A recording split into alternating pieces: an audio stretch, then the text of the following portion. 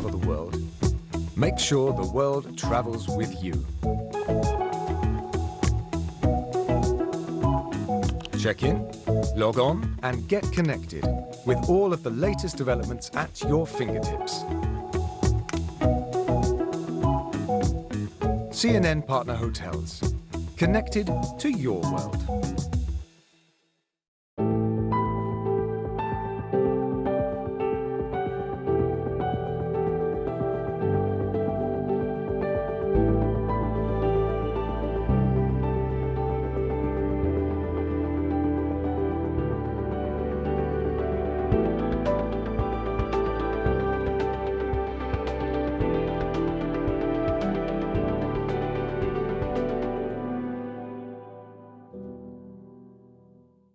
This is CNN. More people get their news from CNN than any other news source.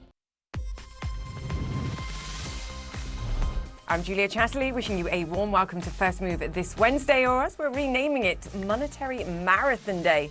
A whole cornucopia of central bank action taking place today. The main event, of course, a rate hike decision from the Federal Reserve and Chair Powell's news conference later on. No preview required, really, because the Fed strategically told a few select reporters earlier this week exactly what they were thinking, and now a rate rise of 0.75% is all priced in and fully expected. So the big question is, what happens in July and September, and what do they say about those months?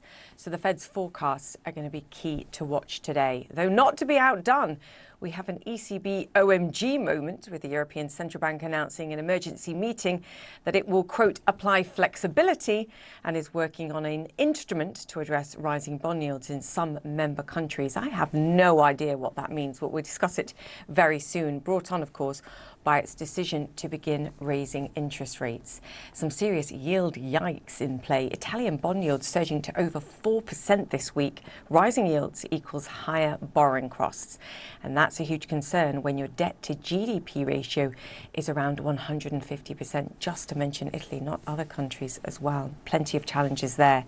The ECB's predicament is clear. They want to raise rates to tackle inflation, but not at the cost of bond market instability, especially if that instability heightens the risk of recession. All the more reason, of course, too, to watch the behavior of consumers wherever you are in the world. Well, just released numbers show US retail sales falling 0.3% in May. We were expecting a slight increase. The consumer clearly stressed by rising prices, and we're starting to see it now, as you can see in the data. For now, US futures are pointing to a higher open with tech in the lead. You can see the Nasdaq there. Europe also solidly higher too, but of course the day is young. The main event, the Fed's upcoming information overload, still a few hours away. And Rahel Solomon joins us now. Rahel, as we mentioned, no point issuing a preview today because superior to anything that any analyst can provide or reporter is the fact that asymmetric information, the Fed already provided what they intend to do. So the real surprise would be if we didn't get 0.75 percentage point rate increase today. The key is their forecasts. What is it going to take to bring inflation down? And that's the key. Yeah, I think that's a great point. And look, I think with no signs of inflation easing, the Fed clearly had to throw out its playbook, which is why we sort of got that messaging, as you alluded to earlier this week, in reporting that the Fed was actively considering 75 basis points. Take a look at CPI just to sort of start from there, right? Just start to get a sense of where we are. If you look at CPI from January 2020, you can see why Powell himself has called inflation unacceptably high.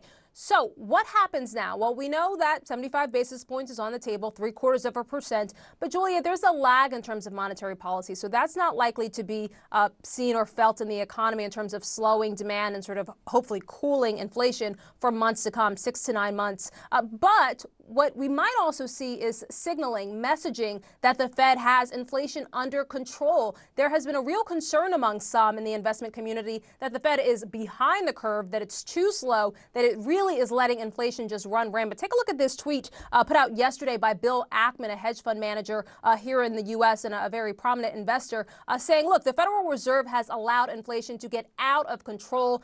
Equity and credit markets have therefore lost confidence in the Fed.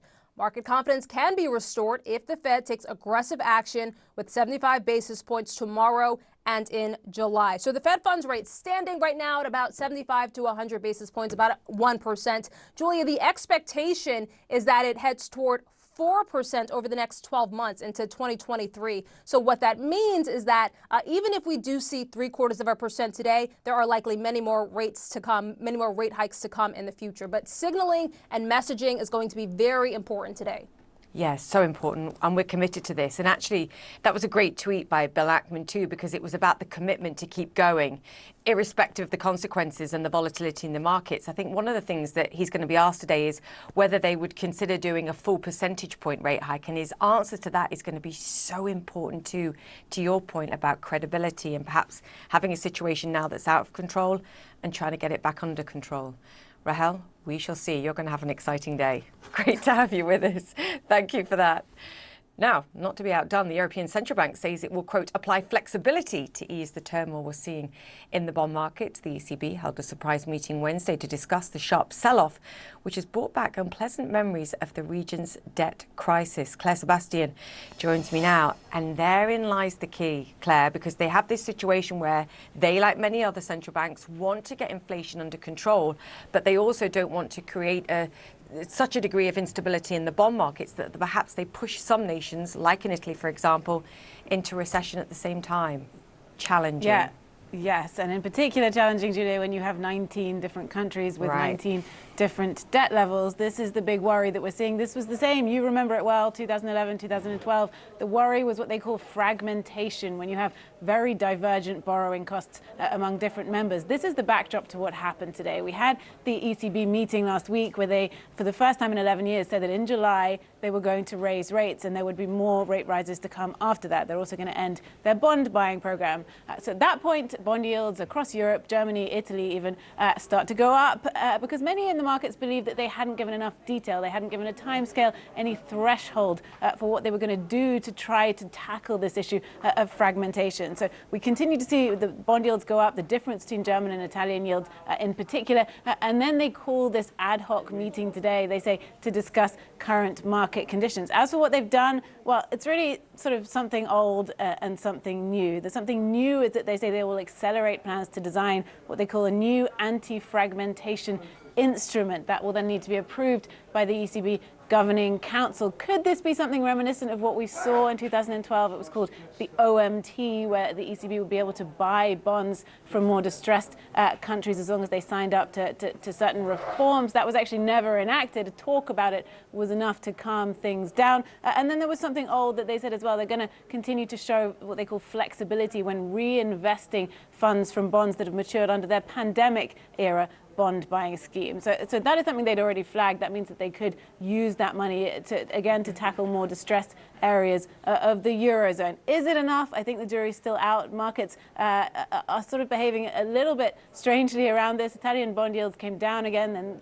then came up again. The euro seems to be giving up some of the gains that it made earlier in the day, though, Julia. Yeah, it's fascinating, isn't it? Because the idea here is that you go to a country like Italy, you buy their bonds, you support the price, you bring the yield down, and perhaps equal and opposite, you sell German bonds, for example, and you bring those yields down and you stop that difference being created between the bond yields. That sounds like easing to me, Claire, in an environment where they're trying to tighten and to bring down inflation.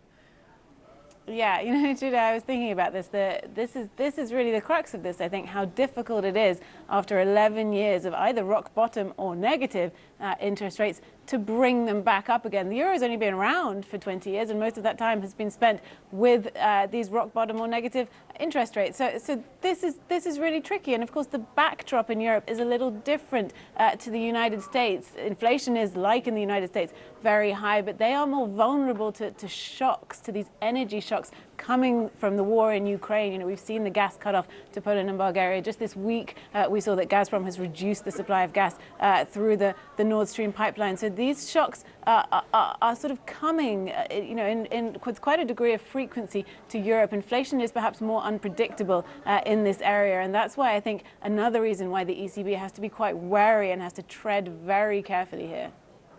And it's like that for the US Federal Reserve as well. For the first time in decades, in that case, they're having to say, look, we can't be the ultimate backstop, really. We simply can't, because we have to get inflation under control. And Markets don't like it. Claire Sebastian, thank you so much for that. Now, difficulties and challenges, that's what the Chinese government says it's facing as its economy recovers from lockdowns and supply disruptions. Retail sales down 6.7% in May from a year ago, while the youth unemployment rate is at a new record high of 18.4%. Selena Wang joins us now on this. Selena, let's talk about that retail sales, because we were talking about the risk yesterday that consumption spending among consumers remains depressed simply because there's a concern to go out there. And for 3 months in a row now, the retail sales suggests that's the case.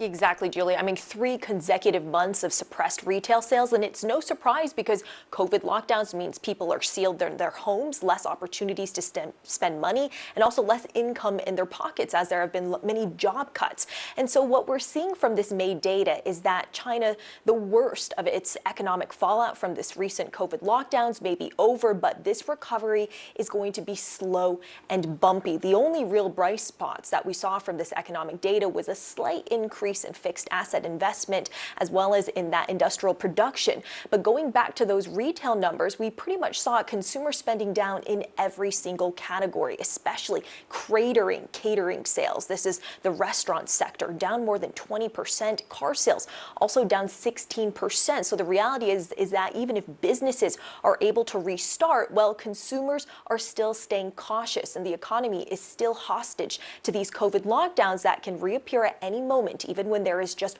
one COVID-19 case. Analysts, they are still predicting that China's economy could actually contract in the second quarter. Some economists are calling this the biggest economic challenge for China in the past 30 years, Julia.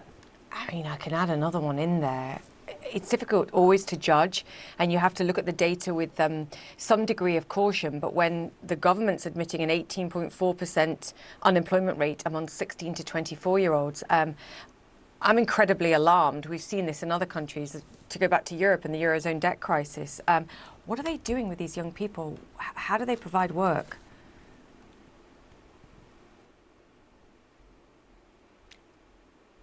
Yeah, Julia, that is a record high youth unemployment rate, more than 18%. As you say, this is the worst ever. And part of that reason for the big hit is that the services sector getting hit very hard by these COVID lockdowns. That is a big driver of youth unemployment. On top of that, you've got the regulatory crackdown on the tech sector. That has long been a source of well-paying jobs for young people. And of course, small businesses, which are a major driver of China's economy, also getting hit hard by these COVID lockdowns. So it is a very bleak job market for these more than 10 million young graduates that are set to graduate in the coming months. And that frustration we are seeing from these young people, it is spilling onto Chinese social media. We've even seen some rare protests at prestigious Chinese universities over these COVID-19 protocols. And unfortunately, Julia, a lot of the focus of stimulus from Beijing, it is not focused on increasing income for people, on helping people who've lost their jobs. It's more focused on stimulating businesses, increasing loans to these businesses. So a lot of these young people, it's not hard to see why they are stressed. They've dealt with years of on and off lockdowns during their prime college years, and now they're seeing their jobs disappear. Julia? Yeah, I mean, you hope that that investment in businesses trickles down and they re-employ people or employ more people. But yeah, challenging, and to your point, very challenging for these young people too. Selena, great to have you with us. Thank you. Selena Wang there. Okay, let me bring you up to speed now with some of the other stories making headlines around the world. As defense leaders from Ukraine and nearly 50 other nations meet in Brussels today, a top advisor to Ukraine's president warns Kyiv is severely outgunned by Russia. He's pleading for more weapons. The head of NATO says more help is on the way. We are extremely focused on stepping up, providing more support, more advanced weapons, and also to do that in the best possible way for the Ukrainians, because we support them in their just fight against the brutal Russian invasion. But former Russian President Dmitry Medvedev gave an ominous warning. On Telegram, he posted, quote, "Who said that in 2 years Ukraine will even exist on the world map?" Now, in the United States, nearly 100 million people are now under official warnings of excessively hot weather. Temperatures are near records across the Midwest and Southeast, with heat indices surpassing 38 degrees Celsius. Many people are having to do without cooling after storms damaged electric power grids earlier this week. In other parts of the world, India and Pakistan are dealing with more record-breaking heat after reporting their hottest March on record too. Pakistan's climate ministry says the country jumped from winter to summer this year without experiencing any spring. Meanwhile, Spain is grappling with its earliest extreme heat wave in 41 years. France and the UK also both on high heat alert. OK, straight ahead on First Move, when markets hang off the cliff, on the edge of a cliff is the only way down. Ruchir Sharma weighs in. Plus, glossing over inflation. The CEO of L'Oreal tells us why we're still wanting to look good, even with a smaller wallet. That's up next. Stay with us.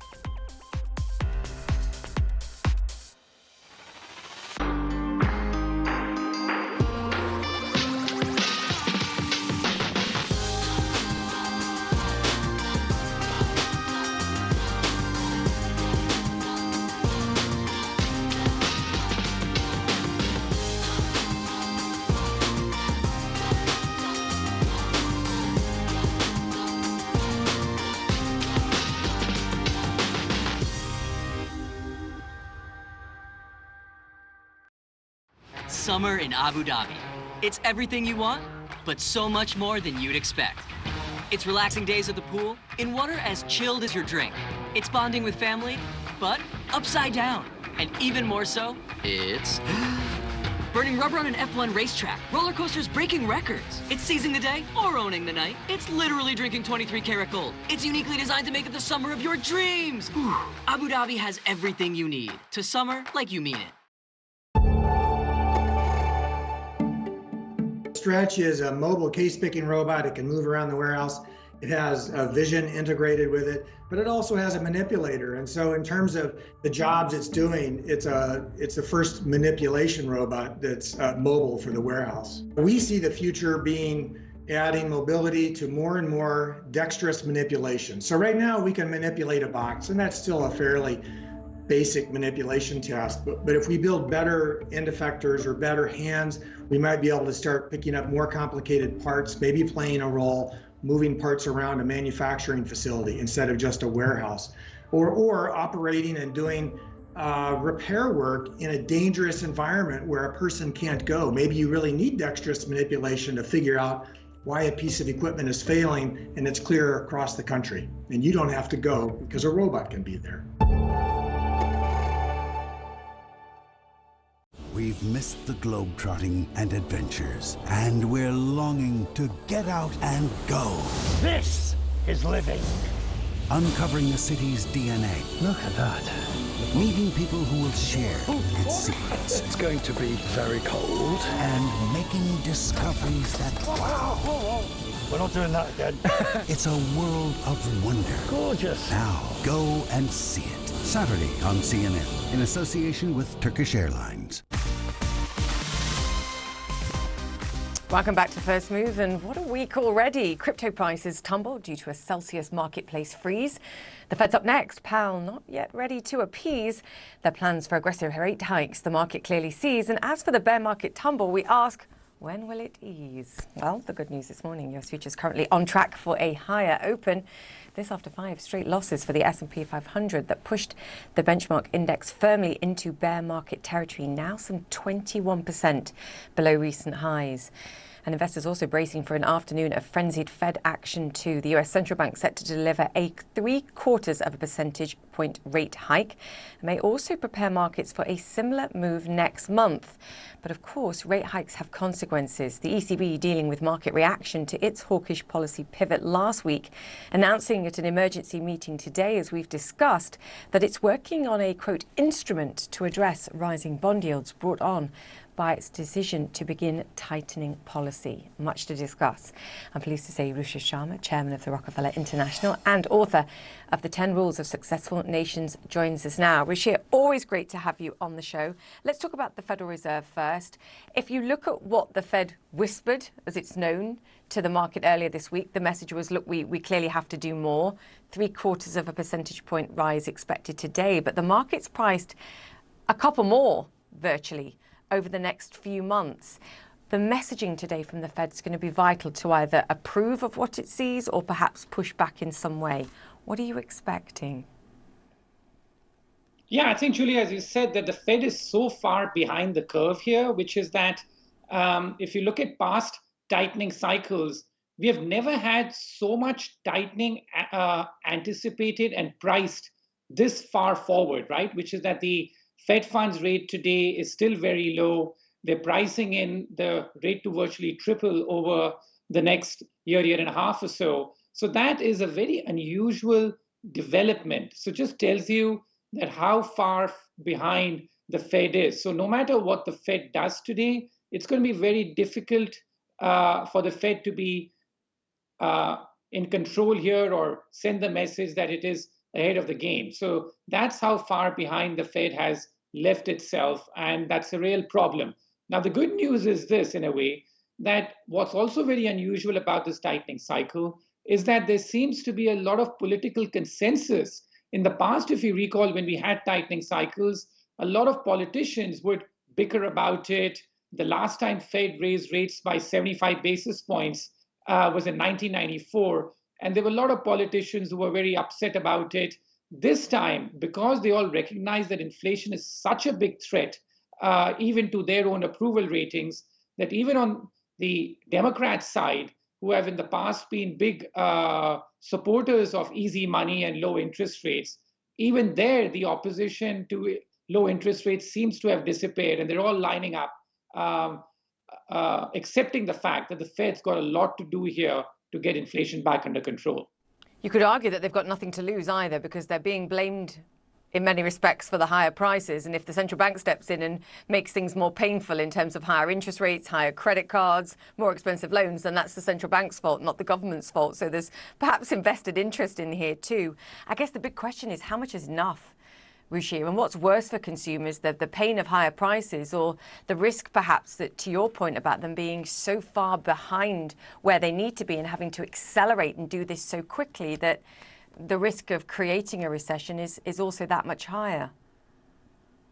Well, yes, but I think that currently the choice is very clear, which is the fact that the economy has been relatively resilient. Yes, there are some indicators which are turning down, but the economy has been relatively resilient, and interest rates are still way too low in terms of compared to the inflation rate. So currently the Fed has no choice but to keep embarking on this. And so many excesses have been built up in this bull market, which really dates back to 2009. We had that sharp but very short-lived decline during the pandemic. But this is a bull market and an economic expansion that dates back, for all practical purposes, to 2009. So it's really been a very long cycle of nearly 13 years with just a minor interruption in the middle, at least from a market standpoint. So there are so many excesses out there that they needed to be weeded out. And so that's all part of the process. That's what a bear market does. And even recessions, like as ugly as they may sound, but why do we have recessions? The US has had a dozen recessions in its post-World War II history because they act as a sort of cleansing mechanism when the excesses get built up to clean out a lot of the excesses, whether it's got to do with inflation or excessive wealth creation based on paper money. All those kind of things get cleaned out, and then you get a new cycle that begins. So yeah, a recession is painful, but it's a normal part of a business cycle and not something that we should fear as to be avoided at any cost, particularly when the trade-off is that we will get rid of some of these excesses that got built up due to very easy money policies of the last decade or so. Yeah, it's interesting. We digress and take me back to my economics degree, where I think one of the first questions I asked is, why do we have to do boom bust? Does it not suggest that policy is just inefficient, that we're allowed to go too far one way and then we push ourselves back in the other direction? But that's a whole nother conversation, Ruchir, because our conversation back in January, you called it the everything bubble, to your point about excesses. And we'll come back to some of the popping of bubblettes, which you also predicted and now we've seen. But you also say that for financial markets, we're in the first act. And then there's a period of intermission and stabilization. And then the next act is triggered by central bank moves like the Federal Reserve and what we see. And actually, the next act could be equally uncomfortable, if not more. Just describe intermission into next act and what that's going to look like for financial markets? Yeah, so I looked at the pattern of financial markets over the last century or so, and it showed the following pattern, which is that you typically get the first leg down when the Fed begins its tightening cycle, and that first leg down tends to be 15 to 20%. And then after that, we typically get some sort of a pause, which lasts for a few weeks, sometimes even up to 3 to 4 months. And then we get a second leg down, which is driven normally by a recession or an earnings slowdown. So what we've seen so far is the first leg down, which has been driven entirely by the Fed's action with no revision at all to the earnings growth of the economy. That people still expect the economy and earnings to hold up. And when the tightening begins to bite, we get the second leg down when even the earnings fall off quite sharply. And the end of a bear market comes when the Fed typically signals that it's done, that its tightening cycle is over. It's now willing to call it a day and even possibly move to an easing cycle. So that's what is the template that I have described in my writings of late. So there are two indications we should be looking at to know when this bear market comes to an end. One, when the Fed declares that it is close to being done with its tightening cycle. And two, if you just look at the historical parallels, it's the magnitude of the decline. The average bear market in the US over the last century has been about 35% or so in terms of the decline from peak to trough, which means the S&P 500 as the benchmark being closer to about 3,000 to 3,200 or so. Now, these are just broad averages, but these are the two broad indications that I would look at to suggest that the bear market is coming to an end. And it doesn't seem as if the Fed is anywhere close to being done for the reasons we discussed at the top of your show. And secondly, also the magnitude of the decline so far, as I said, is about half of what we have normally seen, a little over half now after the action of the last week. And this tends to play itself out over a 15-month time horizon or so. And we are just, you can say, in the first 6 months of it. So it seems like we have a while to go. The only silver lining here is, based on averages now, we may be in the second half of this.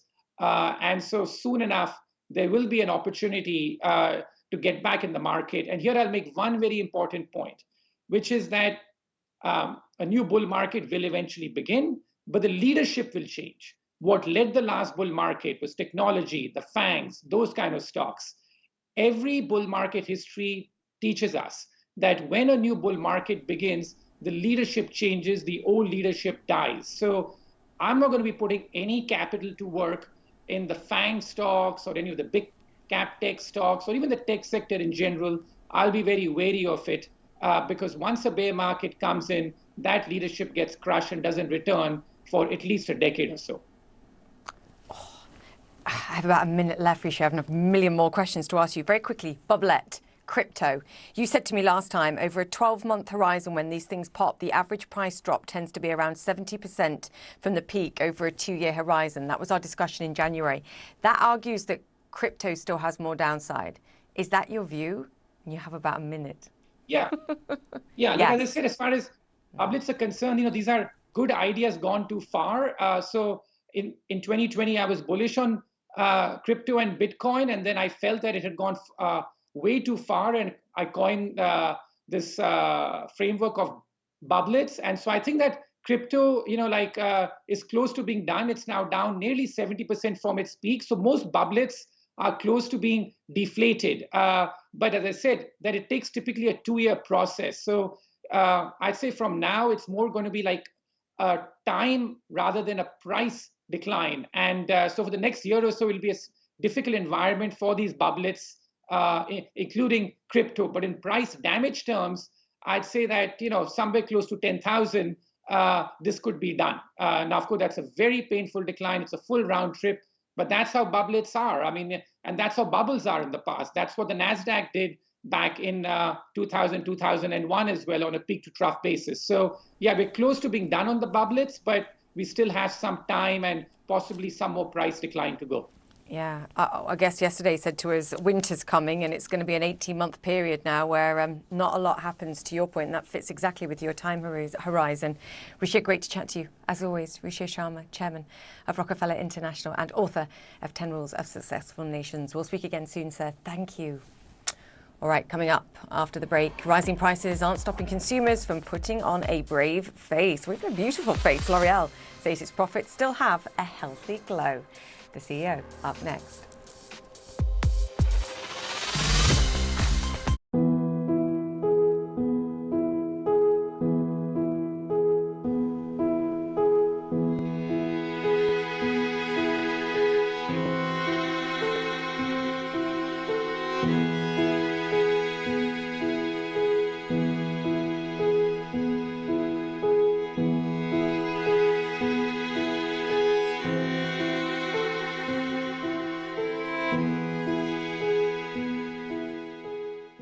Connect the world with Becky Anderson. It all starts here. Changing, fighting, creating, connecting. Real news that shapes our world. Getting perspective on this region from this region. Places that many of us know, but few of us get to see. It all starts here. And that's why we're here, bringing you the world from our Middle Eastern hub. Connect the world with Becky Anderson. Today on CNN.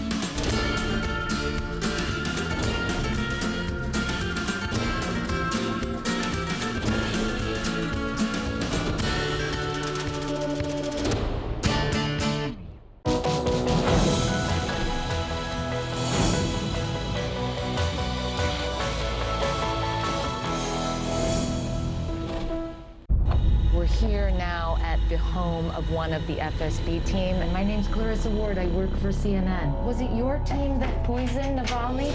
It's just been a chaotic scene here. People are so exhausted. Just gonna help her carry this bag. We were just in the hospital. It was shocking. Why do you think India has been hit so badly? Scores of Taliban fighters, and just behind us, the U.S. Embassy. Why does a small group of women asking for their right to be educated threaten you so much? Raise your hand if you love school. I'm the one who has to look them in the eye. Can I have your word? These people are depending on you. You can hear gunshots every couple minutes. Now they're pressing in. They want desperately to tell their story. I'm Selena Wang in Beijing, and this is CNN. Welcome back to First Move, and truly a central bank bonanza this Wednesday as we await Fed Chair Powell's policy power moves later today and digest the ECB's promise to use power tools of its own to deal with rising sovereign bond yields. In the meantime, US stocks are higher in early trade. Here is the picture. That's a nice bounce. The tech-heavy Nasdaq rising for a second straight session ahead of the Federal Reserve's decision. A 0.75% rate hike already baked into the markets here. But remember, this is a day when the Fed members project how far rates may have to rise in the future to contain inflation. So brace for more surprises to come. In the meantime, President Biden, under intense political pressure to tame prices and ease record high gas prices in particular, Biden writing to the major U.S. oil companies today like Exxon and Chevron, demanding that refineries produce more to help ease the price shock hitting consumers.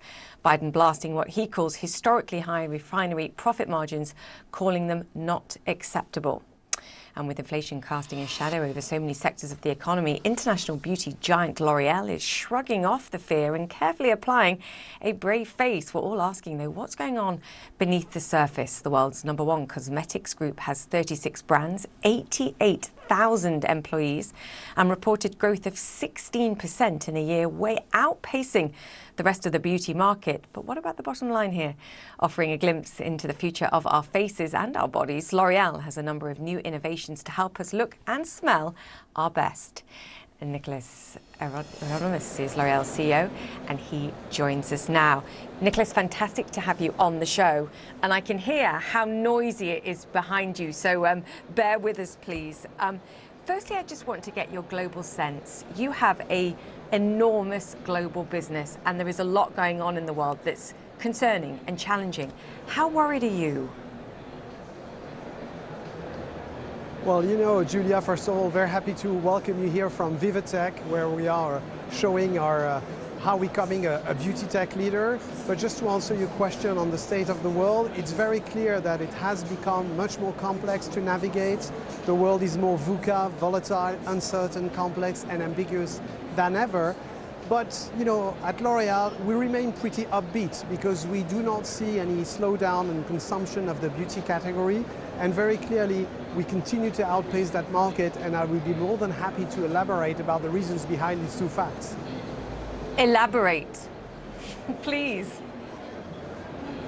Yeah, well, you know, first of all, I think the beauty category has always been proven to be very resilient in types of economic expansion, as much as in time of trouble, because it is a category of indulgence where people, when they are facing tough times, go back to have some good moments. And I must say that if you add this to the fact that people have been locked down and deprived of social life for over 2 years, we are now in a moment of true carpe diem. And I think we can say that carpe diem trumps inflation all around the world. We see no slowing down or trading down on beauty products.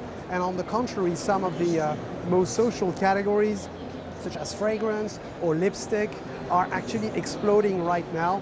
And of course, as the worldwide leader of this industry, making sure that we offer products at the right price points to every type of consumers, from our mass market brands to our very premium luxury brands, we manage to cater to the needs of all consumers around the world and continue to win market share.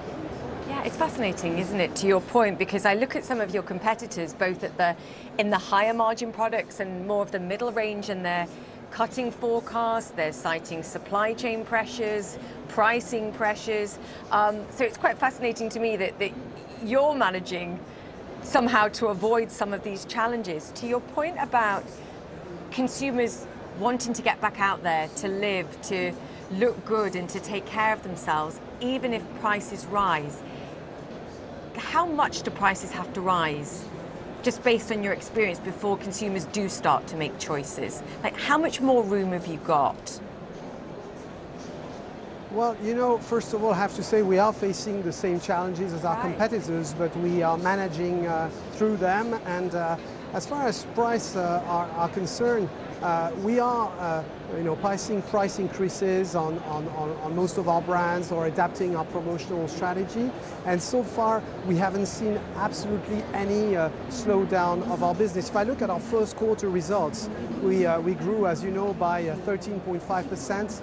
1/3 of this was volume and 2/3 was value, which showed that you can valorize, of course, to a certain extent, and continue to grow in volume. And our whole strategy is to have a wide pyramid of price levels, starting from our mass market divisions to our luxury brands. And we have, you know, creams that starts at €8 or $8, and creams that sell at 400 euros. And so there's a good product for everyone.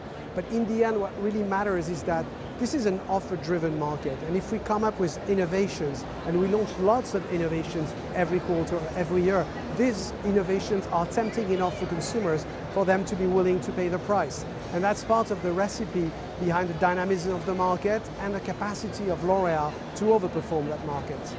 You know, I'm so excited to talk about some of your innovations and what you're presenting there. But I have one more question, because I think China today, again, topical with the fall that we saw in their retail sales, lockdowns, challenges. Nicholas, how are you achieving the growth and the sustained growth that you've seen, particularly over the last 2 years there? And what challenges are you facing there, and how are you getting around them? Does it come down to digital? Yeah. Well, first of all, we've been in China for a very long time. Our brands are loved by Chinese consumers, and the rising middle classes of China love L'Oréal Paris, #1 brand in China, love Lancôme, #1 luxury brand in China. And clearly, we've developed a pretty strong e-commerce know-how in China with partnerships with the Tmall and the JDs and our teams there. So we have both enjoyed a great growth in brick and mortar as well as in e-commerce. And clearly, in the recent periods when most of the stores were closed, of course, particularly in Shanghai, we could continue to engage our consumers online. And April was a very tough month for everybody, but if I look at our May results in sellout, the market in e-commerce went back to growth, whereas the brick and mortar remained negative. But when the market was around +5% in May in e-commerce, we were at +30% because we know how to tempt our consumers, engage them with nice offers, not promotions, but just great new products. And that's, I guess, what we're going to be doing in June, where there's a big event, it's called 618, which is a big beauty moment for Chinese consumers. And the early days of that festival are very promising. So we are confident in the short term, but more importantly, China is a long-term growth engine because the middle classes are going to increase by 300 million people between now and 2030 because the Chinese want and love beauty and because L'Oréal is their favorite brand there. So I guess you can count on L'Oréal and China to continue to deliver growth. Yeah, fascinating as well, the power of your brand, even given the backdrop and some of the challenges between China and the United States on a political level. That's a whole nother conversation that we will come back to. I hope you will come back and talk to me about. We have to talk about tech. And I could talk about all sorts of things, your digital profile, NFTs, because I know you're involved in that as well and engaging in Web3 operations. But actually, it's the sensation that did catch my attention, this in-store experience for measuring a consumer's reaction to scents. Talk us through this, because this is fascinating to me too. Yeah, well, it's very fascinating. You know, here at Vivatech, we are trying to present what we think the future of beauty is going to be, and we are here to write the future of beauty as leaders of this category. And amongst the many things we're presenting here on innovations, there is this famous scent station, which was developed with a startup called Emotive. And the whole idea was to help consumers navigate in the thousands of fragrances that are available and find the one that's right for them in a personalized way, rather than the one that the beauty advisors wants to sell. And that's why we developed this tool, which is based on a questionnaire and a measurement with a helmet that measures consumers' emotions when they smell different accords. And we see their emotions, whether it's pleasure, whether it's energy, whether it's stress on the negative side. And thanks to this measurement, after smelling like 6 different accords, if I'm correct, they will get a recommendation of what is the fragrance that makes them feel the best. And we've tested it here, but more importantly in Dubai Mall a couple of weeks ago, and we had a 96% accuracy in terms of recommendations. So consumers left with a fragrance that they knew they would live well with, and that's, when you make your consumers happy, that's the recipe of success and of ongoing success. So I'm very, very excited about this project. And that's just one of the innovations actually that you're looking at. Although I'd rather have 10 people around me with those helmets on and to measure how I smell, because it's not just about me, it's how it's presented to everybody else, but I'm sure you're working on it. Very quickly, because we have around a minute, the shower head that helps you wash your hair, rinse your hair, but uses 61% less water. Just 1 minute, the selling point of this, it speaks for itself, but this is great innovation too. Yeah, I think it's a very important innovation. As you know, we are the worldwide leaders of the professional industry, and in hair salons, even before talking about people's homes, in hair salons you're using thousands of liters of water to rinse shampoos or hair colors. And we found and worked with this great startup called Gyosa, which designed this shower head that actually reduces the use of water by reducing by 10x the size of water droplets. That allows you to rinse whatever you need to rinse using 60% less water, and of course having to heat up 60% less water. So it's a major contribution to our L'Oréal for the future sustainability trajectory. And we are just beginning to roll it out. We've put it in 4,500 salons, planning to extend it to 100,000, and hopefully, and I know they're working on it right now, maybe bring it to people's homes, because if we can also bring that to people's home and maintain the pleasure of a shower, but the reduction of water consumption, that will be again a major contribution to a better planet and to creating beauty that moves the world. Yeah, and far less water heated, to your point too. This is an energy consequence there as well. Nicholas, fantastic to chat to you today. Thank you so much, and please come back soon and enjoy the event. I know you're going to have fun there. Great to chat to you, the CEO of L'Oréal there. Thank you very much, so Julia. Thank you. Talk to Great you soon. to chat. Bye.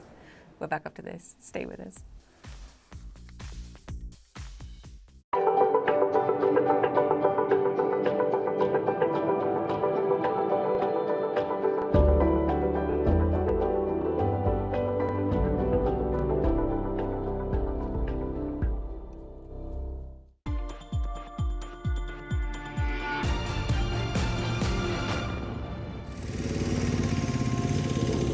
When you're on a motorcycle, you're experiencing the world in such a different way. When you hit the open road and there's nothing but kind of the sunset that you're chasing, it really does give you a sense of what it means to be alive. My name is Lauren Trantham, and I'm the founder and executive director of Ride My Road. Ride My Road is a fundraising organization. We primarily operate within the motorcycle community to raise funds and awareness around the topics of human trafficking in the United States. In 2016, I was going through a divorce, and it was a really tough time for me. And so I decided to jump on my motorcycle and take my camera. I did 10,000 miles across America. I photographed 40 survivors. That was really how I began this journey, was more as a personal project as a photographer, with just this idea, this thought that can we heal a broken heart through helping others? Survivors are literally the best among us. They have persevered and have so much resilience, and we have so much to learn from them.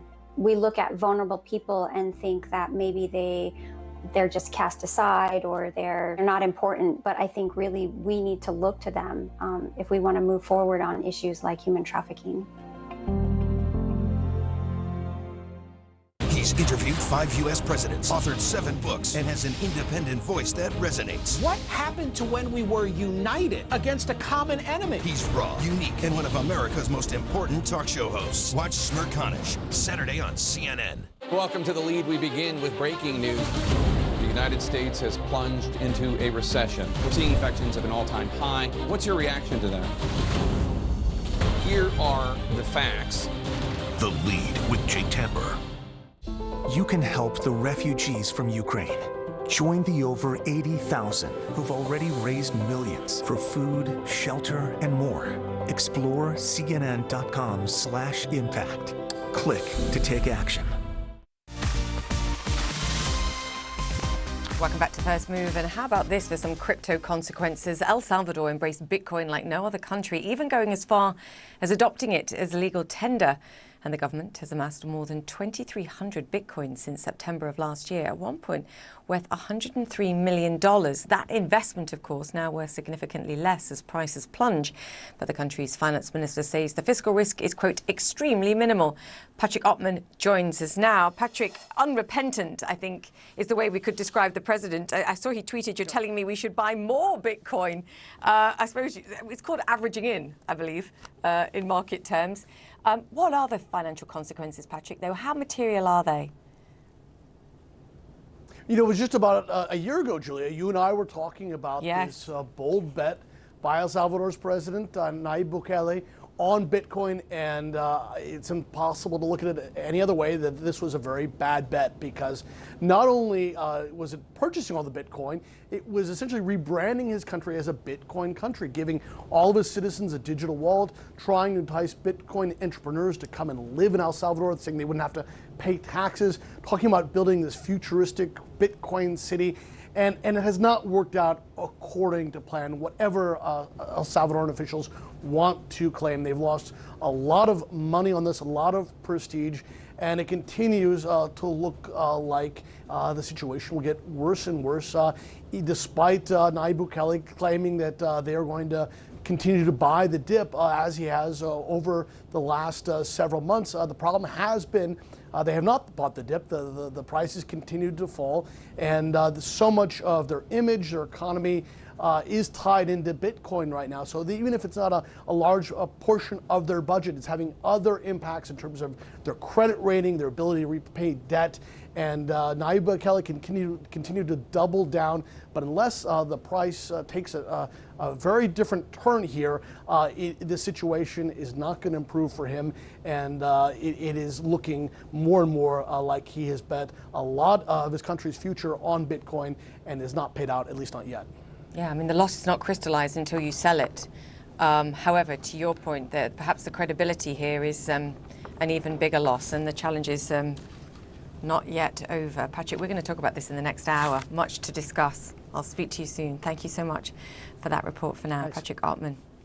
Okay, after the break, a K-pop bubble bursts. BTS says they're taking a break, but does that mean they're gone for good? Details next.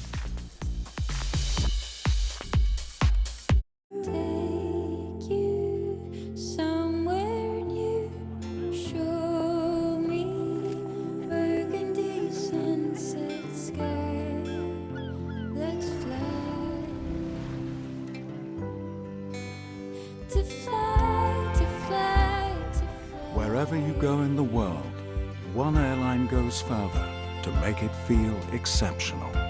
Qatar Airways, going places together.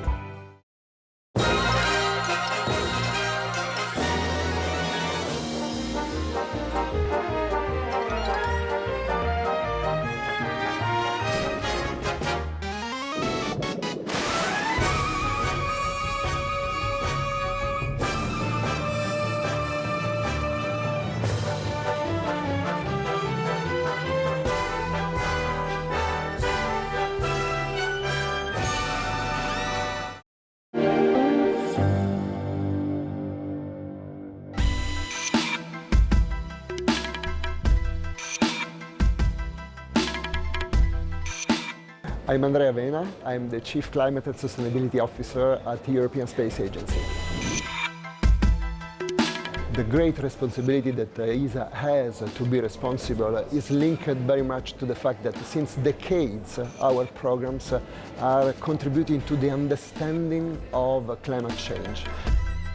Our satellites are contributing to the climate variables that are used by scholars and scientists all over the world to identify what are the hotspots for climate change. Therefore, we feel accountable. We know what is the situation, and therefore it is very much important for ESA to be on the leading edge for fighting against climate change.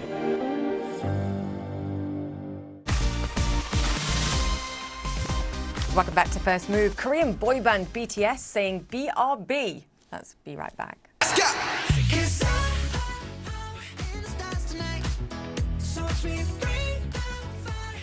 They came in like dynamite, but now they're taking a break from blowing up the music charts. The supergroup was very careful to call this break a hiatus.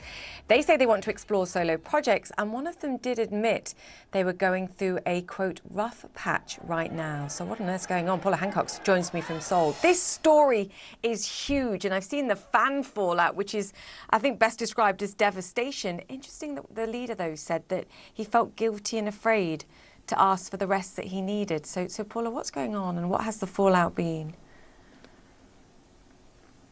Well, Julia, certainly you can see many fans are bitterly disappointed that they are taking a break, but other fans understand as well. The online response has really been quite varied. They have a massive following around the world. The fans are known as the Army, and they are extremely loyal to this group. So this all came about at an anniversary dinner, their 9th anniversary, which was uploaded to their YouTube channel, and they discussed for more than an hour the fact that they were going going to take a break from the group, but they were going to pursue their solo careers. Now, Hybe, the management group that owns BTS and that manages BTS, their shares actually dropped about 25% today after this news. Clearly a bit of a shock for the markets as well as for the fans themselves.